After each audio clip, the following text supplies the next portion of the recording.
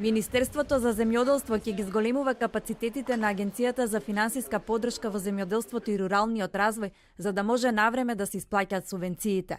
Според министерот Николовски, зајакнувањето е неопходно бидејќи и европската делегација и многу други меѓународни партнери дале негативни оценки за работењето на оваа агенција. Доказ за тоа се вели Николовски и стотиците земјоделци кои имаат правосилни и извршни пресуди од управниот суд, но не успеале да си ги земат парите. Навистина има луѓе кои што имаат и правосилни и извршни решенија за своите субвенции, а кои што ги немаат добиено, и тоа се по програми од претходните години, или пак после носењето на правосилни и извршни решенија на управниот и висшиот управен суд, повторно им се носат истите решенија од страна платежната агенција.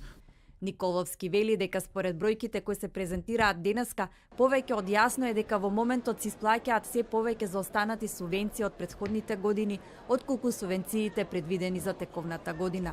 До сега на сметка на земјоделците се легнати скоро 50 милиони евра за субвенции за 2016 година, а со уште 15 милиони евра ќе се прави порамнувањето на разликите меѓу пријавеното и констатираното на терен. Николовски ги повикува сите земјоделци кои се соочиле со проблеми при исплатата на субвенциите да се обратат во Агенцијата за поддршка на земјоделството, каде од денеска за нов директор е назначен Никола Бабовски.